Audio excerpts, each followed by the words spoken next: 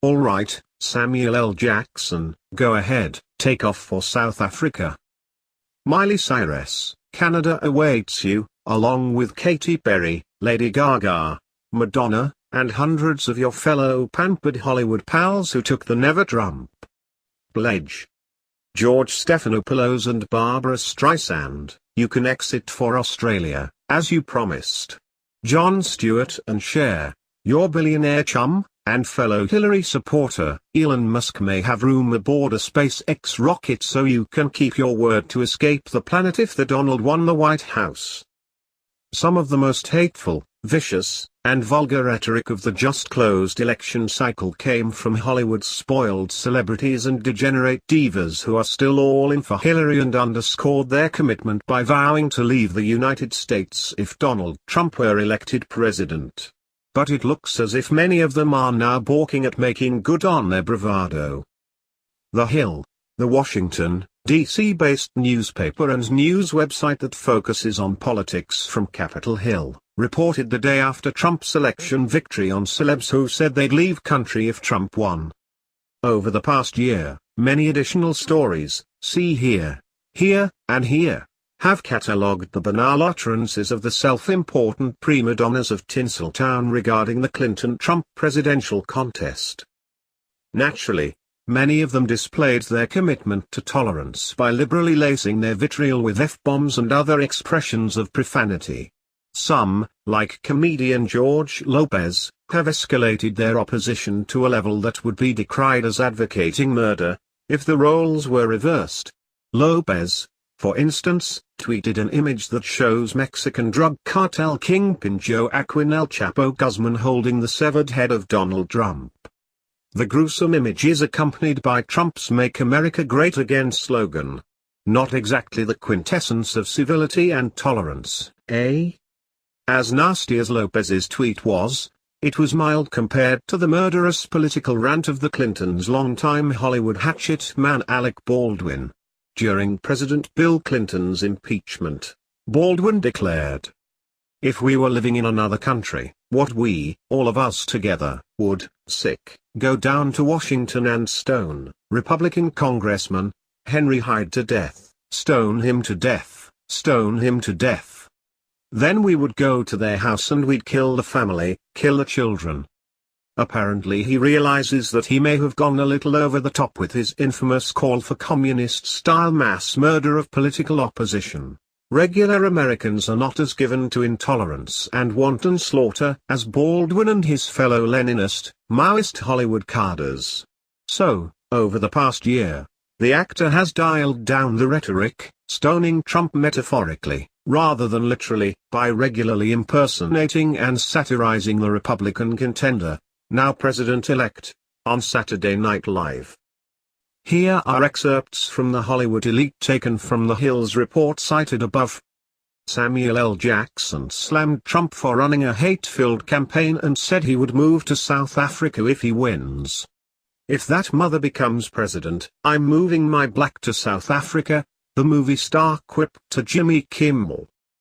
Neve Campbell, an actress on the political drama House of Cards, vowed to move back home to Canada, while Orange is the New Black actress Natasha Lyonne said she would hightail it to a mental hospital. Cher tweeted this summer that if Trump gets elected, I'm moving to Jupiter.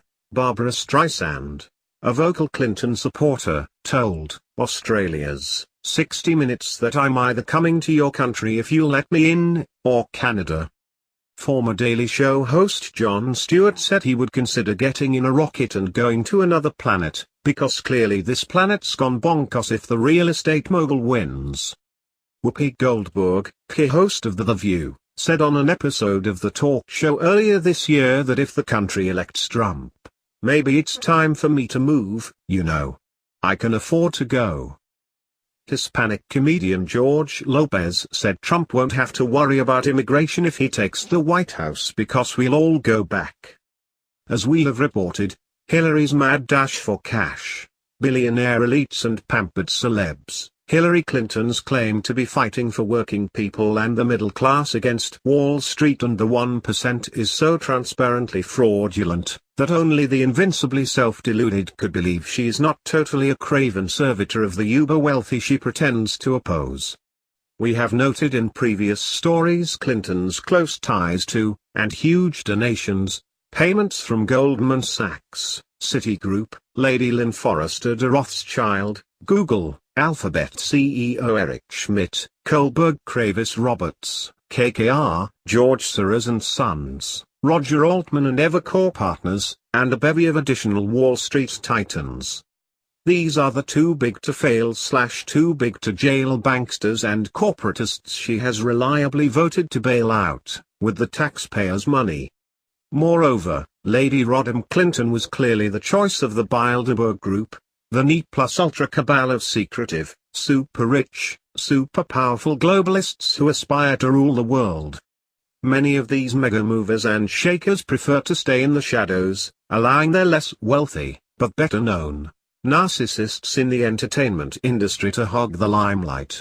As we noted, after scooping up millions at Martha's Vineyard, Team Hillary set off for the Golden State, which has always proven to be a huge cash cow for the Clintons. The corporate limousine liberals and pampered celebrities of Beverly Hills, Hollywood, San Francisco, Los Angeles, and Palm Springs just love Hillary. A report today on CNN, Hillary Clinton's California swing yields $19 million in 72 hours, provides details on the big money events at the homes of Hollywood moguls, tech titans, movie megastars, and sports idols.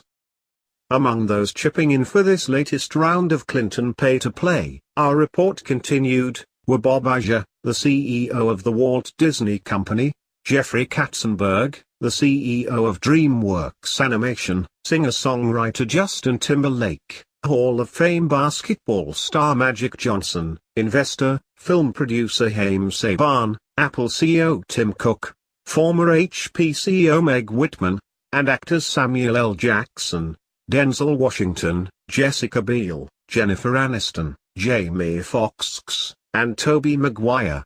Other left-wing Hollywood celeb activists who prominently support Hillary include George Clooney, Lady Gaga, Oprah Winfrey, Meryl Streep, Leonardo DiCaprio, Bill Maher, and Katy Perry.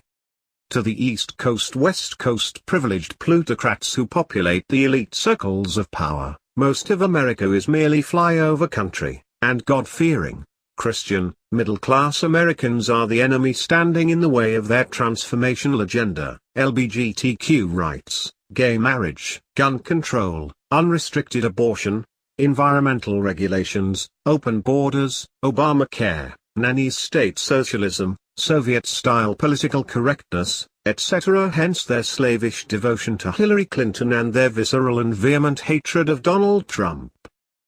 For his part, a triumphant Trump has offered an olive branch to his bitter opponents. Now it's time for America to bind the wounds of division, he told cheering supporters Wednesday morning, after Clinton had conceded the race. To all Republicans and Democrats and independents across this nation, I say it is time for us to come together as one united people. It's time. I pledge to every citizen of our land that I will be president for all Americans. We will seek common ground, not hostility.